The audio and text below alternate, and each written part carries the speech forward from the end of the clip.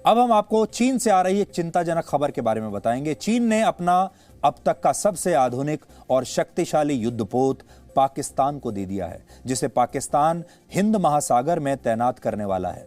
यह जहाज कहने को तो पाकिस्तान की नौसेना में रहेगा, लेकिन इसका रिमोट कंट्रोल चीन के पास होगा। इतना ही नहीं, चीन की नौसेना अब दुनिया की सबसे बड़ी और शक्तिशाली नौसेना बन चुकी है और उसने अमेरिकी नौसेना को भी पीछे छोड़ दिया है, जिससे भारतीय उपमहाद्वीप में एक बहुत बड़ा असंतुलन पैदा हो सकता है। इसलिए आज हम आपको इस खतरे से सावधान करना चाहते हैं, लेकिन उससे पहले आप इस खबर को अच्छी तरह से समझिए। चीन ने पाकिस्तान की नौसेना को अब तक का अपना सबसे बड़ा और अपना सबसे आधुनिक वॉरशिप दिया है।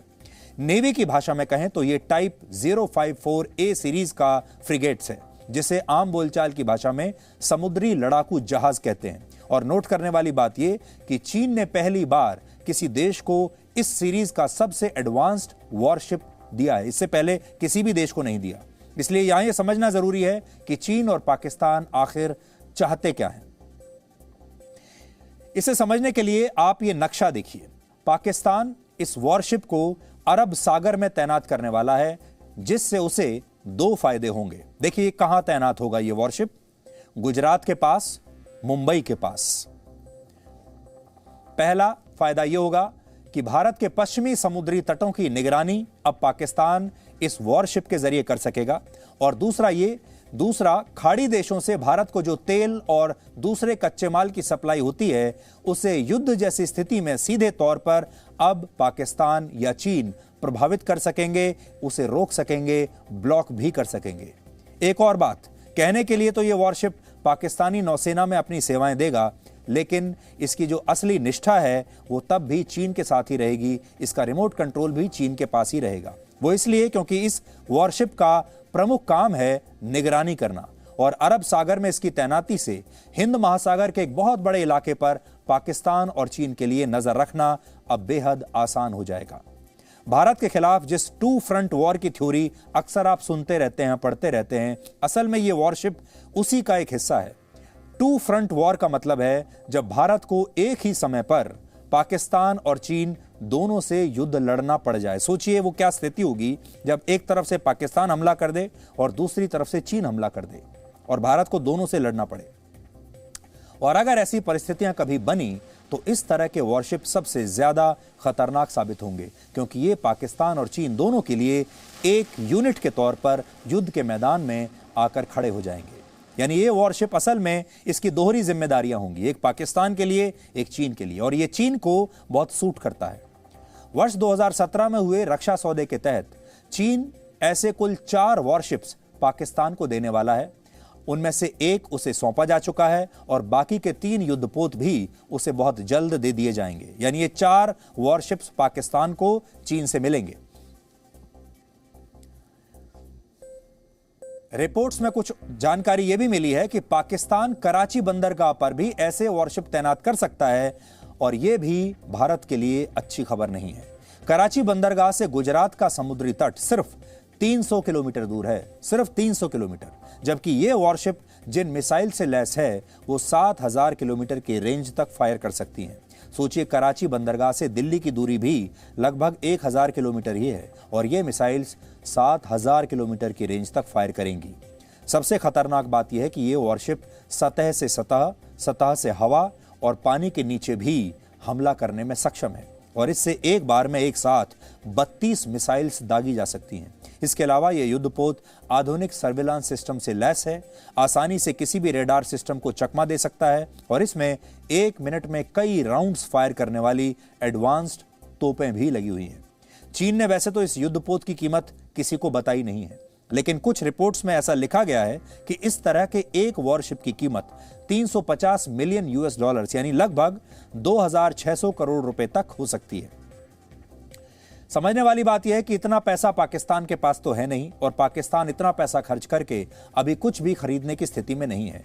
इसका सीधा सा मतलब यह है कि इस वॉरशिप को या तो चीन ने पाकिस्तान को मुफ्त में दिया होगा, यानी एक गिफ्ट के तौर पर दिया होगा, या फिर किश्तों पर दिया होगा, या फिर चीन ने एक लोन के तौर पर दिया होगा और चीन ने कहा होगा कि इसकी जो कीमत है वो बाद में चीन पाकिस्तान से वसूल लेगा।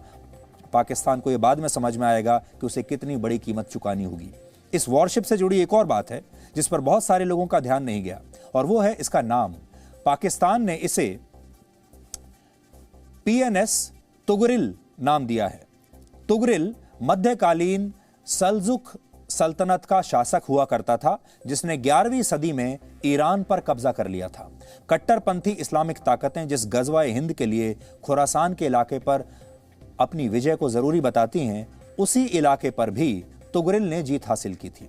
माना जाता है कि खुरासान का इलाका ईरान, अफगानिस्तान और पाकिस्तान के कुछ हिस्सों तक फैला है, जहां से इस्लामिक ताकतें भारत की तरफ बढ़ेंगी और फिर इस देश को भी इस्लामिक राष्ट्र घोषित करने का सपना वो देखते हैं। यानी इस वॉरशिप के नाम में ही सब कुछ लिखा हुआ है, सब कुछ रखा हुआ है। नाम बहुत महत्वपूर्ण है और कुछ देशों को ये नाम पसंद भी नहीं आएगा।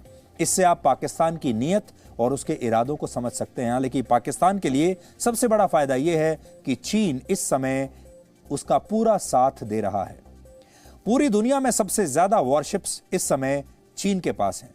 चीन के पास इस समय 168 वॉरशिप्स हैं और वो दुनिया में नंबर 1 पर है, जबकि भारत के पास कुल 46 वॉरशिप्स हैं और पाकिस्तान के पास केवल 10 हैं। यानी भारतीय नौसेना की तुलना में पाकिस्तान की नौसेना काफी कमजोर है। लेकिन अगर पाकिस्तान को चीन का साथ मिल गया तो भारत के लिए सबसे बड़ा खतरा बन सकता है, क्योंकि वो भारत के बहुत करीब है, और ये हम आंकड़ों के आधार पर आज आपको बता रहे हैं। यूएस डिफेंस डिपार्टमेंट की एक रिपोर्ट के मुताबिक दुनिया की सबसे बड़ी नौसेना अब अमेरिका के पास नहीं बल्कि चीन के पास है। चीन की नौसेना के पास इस समय पूरी दुनिया में सबसे ज्यादा समुद्री जहाज और सबमरीन्स हैं। इनकी संख्या 355 है। इनमें 2 एयरक्राफ्ट कैरियर हैं, 168 युद्धपोत हैं, 79 सबमरीन्स हैं और पेट्रोलिंग के लिए अलग से 123 समुद्री जहाज हैं। इस सूची में दूसरे स्थान पर अमेरिका है, जिसके पास अब केवल 205 समुद्री जहाज और सबमरीन्स हैं। हालांकि चीन की तुलना में अमेरिका की नेवी के पास 11 एयरक्राफ्ट कैरियर हैं। भारतीय नौसेना अमेरिका और चीन की नेवी से थोड़ा पीछे जरूर है, लेकिन कई मायनों में हमारी ताकत पहले से बढ़ी है। इस समय भारत के पास 203 समुद्री जहाज और सबमरीन्स हैं। इनमें 1 एयरक्राफ्ट कैरियर है, 17 सबमरीन्स हैं और 139 पेट्रोलिंग जहाज हैं। पाकिस्तान की नौसेना इस रेस में काफी पीछे है। उसके पास केवल 68 समुद्री जहाज और सबमरीन्स हैं और एयरक्राफ्ट कैरियर उसके पास एक भी नहीं है। लेकिन अगर युद्ध की स्थिति हुई तो चीन उसकी मदद करने के लिए जरूर आएगा। हालांकि पाकिस्तान के पास चीन जैसा देश है जो भारत के खिलाफ युद्ध की किसी भी स्थिति में उसका साथ देने से पीछे नहीं हटेगा। अब अगर आपको कैलकुलेशन करना है तो अब आपको इस तरह करना चाहिए कि चीन की पूरी सेना और पाकिस्तान की पूरी सेना मिलाकर उनके पास जो रिसोर्सेज हैं उसका हिसाब किताब लगाना होगा। हमारे देश में अक्सर यही कहा जाता है कि 2 फ्रंट वॉर हुआ तो भारत को पश्चिम में पाकिस्तान से युद्ध लड़ना होगा और पूर्व में चीन से।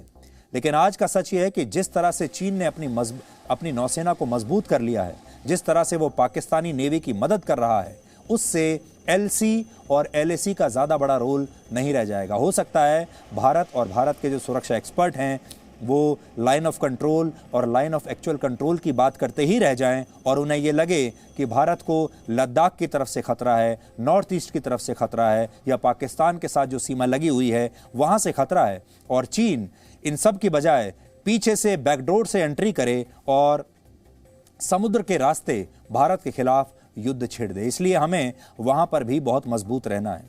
आज शायद इन बातों पर विश्वास करना आपके लिए मुश्किल होगा, लेकिन सच यही है कि चीन एक तरफ तो सीमा विवाद को विस्तार दे रहा है और दूसरी तरफ समुद्र के रास्ते चुपचाप युद्ध की जमीन भी तैयार कर रहा है, अच्छी खासी तैयारी कर रहा है।